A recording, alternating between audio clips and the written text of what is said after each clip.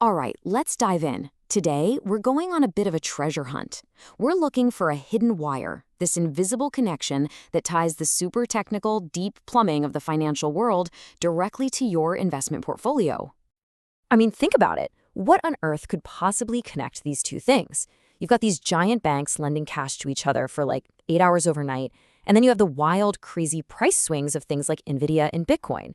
These seem like they're in completely different universes, but I promise you, there is a wire.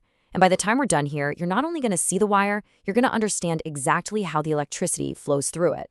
So, where do we even start this investigation? Well, we have to go right into the engine room of the entire global economy. We're talking about the US dollar money market. This is the place where the price of cash itself is set, not once a day, but literally moment by moment. Now, to keep this engine room from exploding, the Federal Reserve steps in. And you can kind of think of them as the ultimate pawn shop for money. Their main job is to make sure the price of borrowing cash overnight doesn't get out of hand.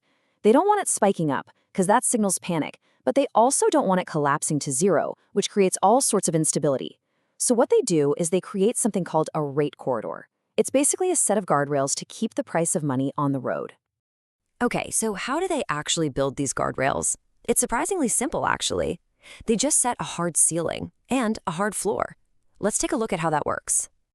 The whole system is pretty brilliant in its simplicity. So the ceiling, that's called the Standing Repo Facility, or SRF. That's the absolute max rate. If you're a bank and you need cash, you can always go to the Fed and borrow at, let's say, 5%, as long as you have some government bonds to pledge. So why would you ever pay another bank more than 5%? You wouldn't. Now the floor is just the opposite. It's the Overnight Reverse Repo Facility, or ONRRP. This is where big money market funds can park their extra cash with the Fed and earn a totally risk-free return, say 4.5%. So again, why would you ever lend your cash to a risky bank for less than what the Fed is offering risk-free? You wouldn't. And there you have it, a simple, effective corridor for the price of money. Okay, so we've got the guardrails, right? The ceiling and the floor are in place. But what's the actual price of money on any given day? Where's the car on this highway? For that, we need to find the clue that reveals the real price of money. And that clue, that number, is called SOFR, the Secured Overnight Financing Rate. Now, this is so important. Unlike the old LIBOR rate, which was kind of just based on a survey, what banks said they were paying, SOFR is based on what actually happened. It's the average rate for millions of real deal transactions. It's the true, pulsing heartbeat of the financial system telling us the real-time cost of cash. And it just floats right there, inside that corridor we just built. So here's the absolute key. When this number, when SOFR, starts to creep up and then smashes against that ceiling rate, well, that's when all the alarm bells in the financial world go off. It's a massive red flag. It tells you that cash is getting scarce, that it's drying up, and that banks are getting really nervous. This is the signal that smart money watches like a hawk. And now, here's the aha moment. This is the whole reason we're here. This is how we connect that obscure little banking rate directly to the price of your Nvidia stock or your Bitcoin. And it all boils down to one beautiful, dangerous word: leverage. Okay, so here's how the machine works. Let's say you run a hedge fund. You've got $1 billion in super safe government bonds just sitting there. But you've got a hunch. You think Nvidia is about to go on a monster run. So you go to that financial pawn shop we talked about, the repo market. You pledge your safe bonds as collateral, and you borrow $1 billion in cash at that super low SOFR rate. Then you take all that borrowed cash and you go buy $1 billion worth of Nvidia. And the math for the hedge fund is it's incredible. If SOFR is super low, maybe 0.1%, then that $1 billion is almost free to borrow.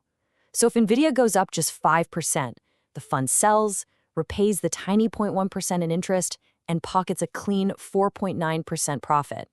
That's $49 million on money that wasn't even theirs. They literally created it out of thin air.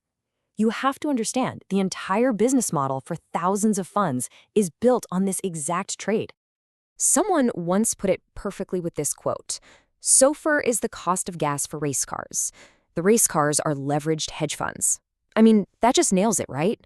When the gas is cheap, when SOFR is low, all the race cars are out on the track going faster and faster, pushing the prices of everything up with them. But what happens when the fuel suddenly runs out? What happens when the price of that gas suddenly explodes? Well, the whole machine doesn't just grind to a halt. A lot of the time, it violently throws itself into reverse. So, in those moments of stress we talked about, when cash gets tight, the cost to borrow, SOFR, can just skyrocket. It can go from nearly nothing, like 0.1%, to over 5% overnight. And just like that, the fuel for those race cars has become insanely expensive. And that creates a massive, massive problem. This sudden spike leads to a cascade, and it happens in two ways. First, you get forced sales. The bank that lent the money panics. They call the hedge fund and say, hey, we need our $1 billion back tonight. The fund has no choice. They have to dump their Nvidia shares at whatever the market price is just to get the cash to repay that loan. Now imagine thousands of funds all getting that same phone call at the same time. Second, you get voluntary sales. The hedge fund manager looks at the numbers and says, wait a minute, my borrowing cost is now 5.5%, but I only think this stock is going to make 5%. I'm actually losing money on this trade every single day. So they choose to sell to stop the bleeding.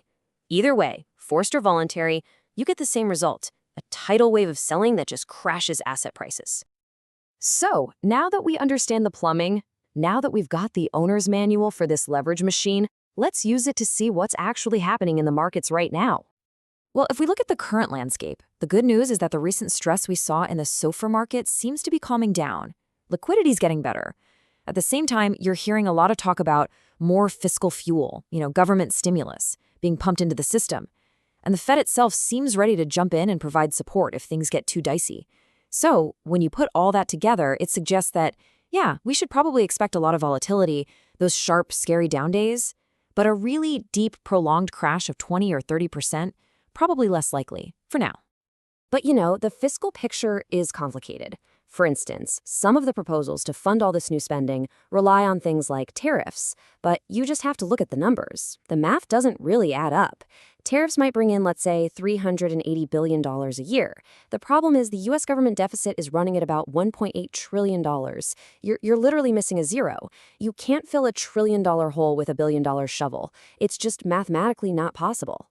So what's the big takeaway from all this for you as an investor? It's to understand this plumbing. It's to expect volatility. You're going to see those big, scary red candles on the charts. But the key is not to panic, because when you know why it's happening, you can see that these are often just short-term liquidity events. They're not necessarily the beginning of the end, especially when you know there's this massive amount of fiscal fuel just waiting on the sidelines, ready to pour into the system.